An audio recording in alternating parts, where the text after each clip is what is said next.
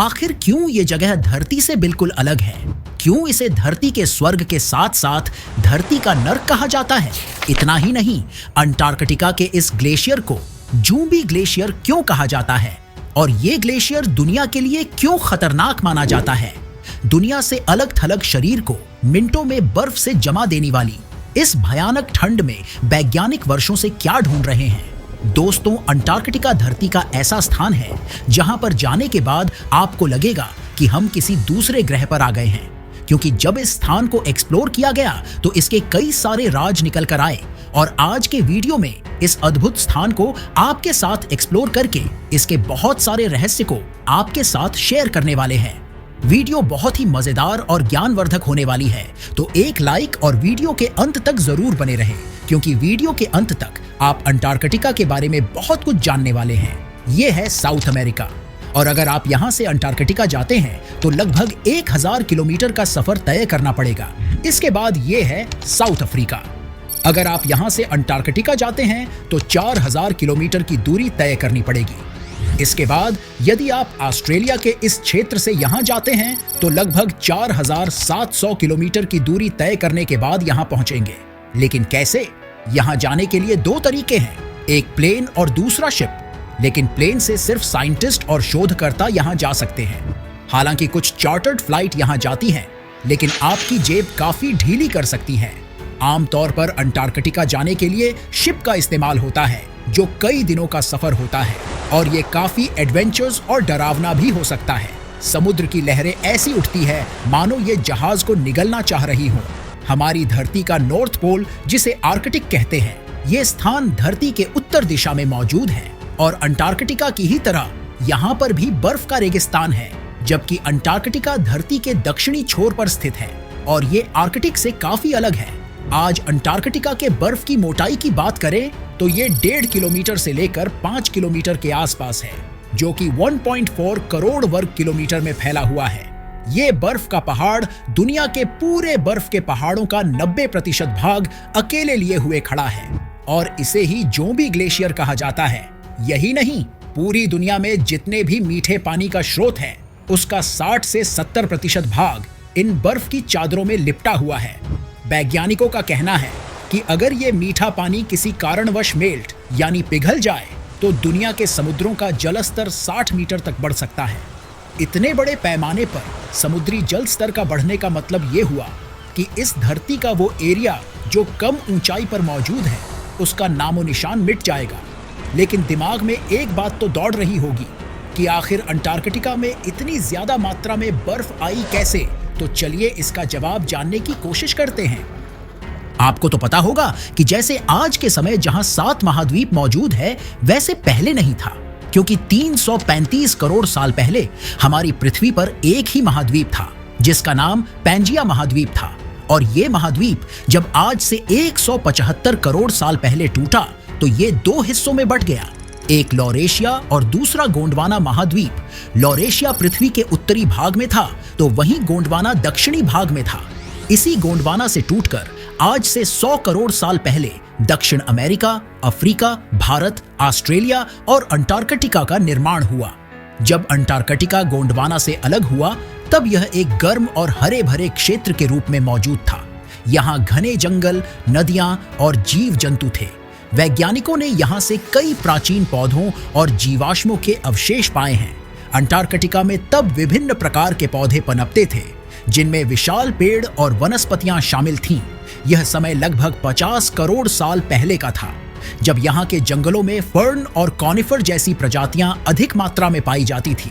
इसके साथ ही ये जगह डायनासोर का घर भी था, क्योंकि वैज्ञानिक रिसर्च में यहाँ डायनासोर के अंश पाए गए हैं। अंटार्कटिका के बर्फ का निर्माण आज से 33 करोड़ साल पहले शुरू हुआ।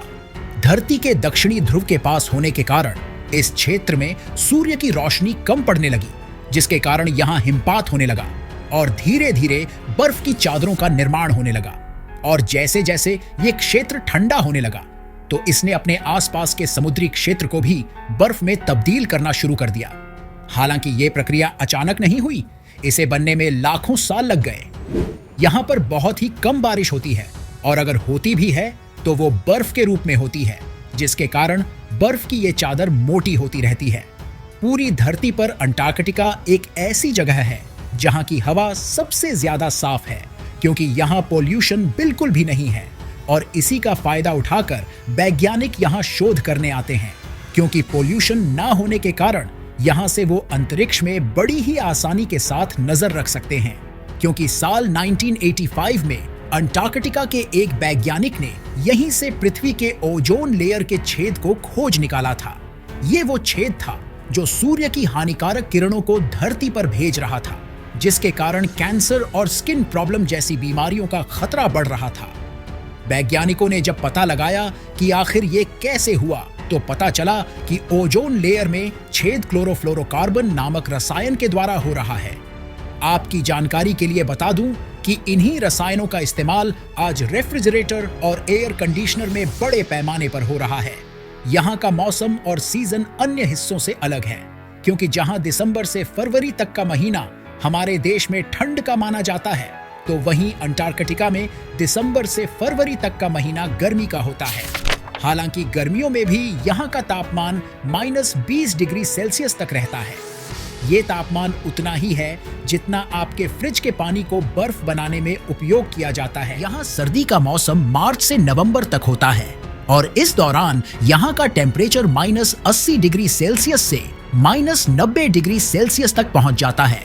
और इसी कारण वैज्ञानिकों की संख्या दिसंबर से फरवरी तक ज्यादा रहती है, जबकि मार्च से नवंबर तक बहुत ही कम वैज्ञानिक होते हैं।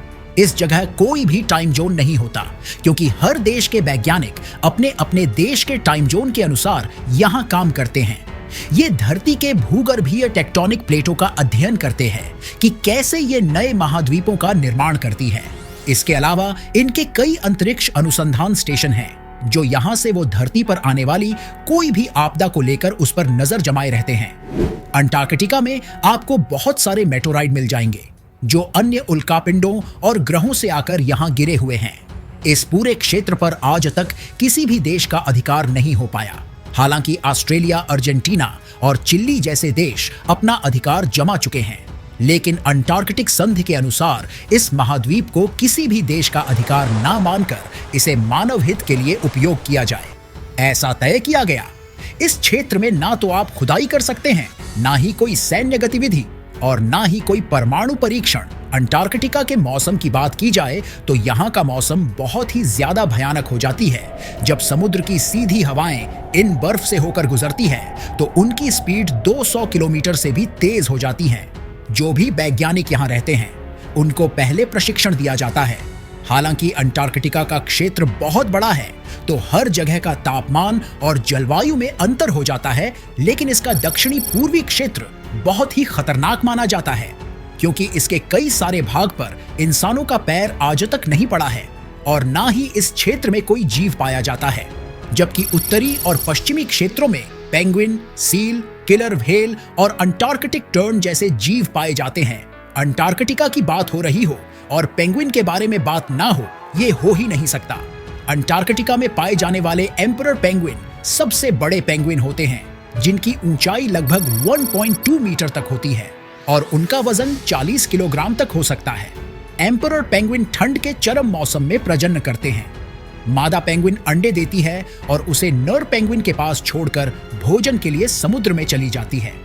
नर पेंगुइन लगभग 2 महीने तक अंडे को अपने पैरों पर रखकर गर्म रखता है। ठंड से बचने के लिए पेंगुइन एक समूह बनाते हैं और एक दूसरे के पास सटकर खड़े हो जाते हैं। यह समूह हीटिंग उन्हें कठोर ठंड से बचाने में मदद करता है और वे नियमित रूप से अपने स्थान बदलते रहते हैं ताकि हर पेंगुइन को गर्माहट मिल सके। ये मुख्य रूप से krill, मछलियों और स्क्विड का भोजन करते हैं। पेंगुइन अपने छोटे पंखों का उपयोग तैराकी के लिए करते हैं। ये पानी के भीतर तेजी से तैर सकते हैं, जिससे वे शिकार पकड़ने में माहिर होते हैं। एम्परर पेंगुइन 500 मीटर की गहराई तक डाइव कर सकते हैं और लगभग 20 मिनट तक पानी के भीतर रह सकते हैं। अंटार्कटिका में लेपर्ड सील और किलर व्हेल जैसे शिकारी पेंगुइन का शिकार करते हैं। इनके अलावा समुद्री पक्षी जैसे स्कुआ पेंगुइन के अंडों और चूजों को निशाना बनाते हैं। दोस्तों, अंटार्कटिका की बर्फ के नीचे आज तक वैज्ञानिकों के हाथ क्या क्या लगा, उसे जान लेते हैं। दोस्तों, आप सब तो जानते ही है कि बिल्ली बच्चे को जन्म देती है जो 1 से लेकर 4-5 बच्चों के बीच हो सकती है। लेकिन अंटार्कटिका की बर्फ में रिसर्च के दौरान वैज्ञानिकों को एक बिल्ली का ढांचा मिला और जब इस पर रिसर्च किया गया तो पाया गया कि ये बिल्ली बच्चे की बजाय अंडे देती थी। हालांकि इसको मरे हुए करोड़ों साल बीत चुके थे। अभी हाल ही के 2014 में आर्कियोलॉजिस्ट को एक इंसानी खोपड़ी का ढांचा मिला। ये ढांचा था तो इंसान का, लेकिन सर इसका लंबा था। वैज्ञानिकों के अनुसार ये मानव खोपड़ी बहुत ही पुराने मानव की थी जब वो विकसित हो रहे थे। लगभग 50 सालों के रिसर्च के दौरान अंटार्कटिका में छोटे बड़े 10,000 मेटोराइट पाए गए जो कि लाखों साल पुराने हैं। ये मेटोराइट कहां से आए इसका पता नहीं चल पाया। वैज्ञानिक शोध में जो भी डायनासोर के अंश मिले हैं उनका आकार 36 फीट के आसपास है। दोस्तों, 1911 में अंटार्कटिका में एक ब्लड फॉल ग्लेशियर देखने को मिला जिसका पानी खून की तरह लाल था। उस समय के लोगों के लिए इसका राज्य जानना नामुमकिन था, लेकिन आधुनिक विज्ञान ने इस राज्य से पर्दा हटा दिया।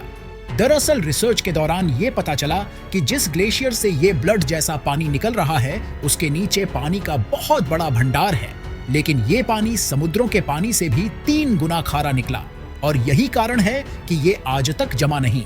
इसके अलावा इसमें आयरन की मात्रा मिली हुई है और जब ये बाहर निकलता है तो ऑक्सीजन के साथ मिलकर आयरन ऑक्साइड बन जाता है, जिसकी वजह से इसका रंग लाल हो जाता है। यही नहीं, इसी खारे पानी के नीचे ऐसे भी बैक्टीरिया मिले जो बिना ऑक्सीजन और सूर्य की रोशनी के जिंदा थे। दोस्तों, ये बात तो सही है कि हमारी पृथ्वी के मीठे पानी का 70% भाग यहीं मौजूद है, लेकिन इस महाद्वीप के कई ऐसे क्षेत्र हैं जहां पर बारिश की एक भी बूंद पिछले 20 लाख सालों से नहीं पड़ी। तभी तो इसे बर्फ का रेगिस्तान कहा जाता है। आशा करते हैं कि ये वीडियो आपको पसंद आया होगा। अगर आया हो तो एक लाइक जरूर करें, साथ ही चैनल को सब्सक्राइब करना ना भूलें।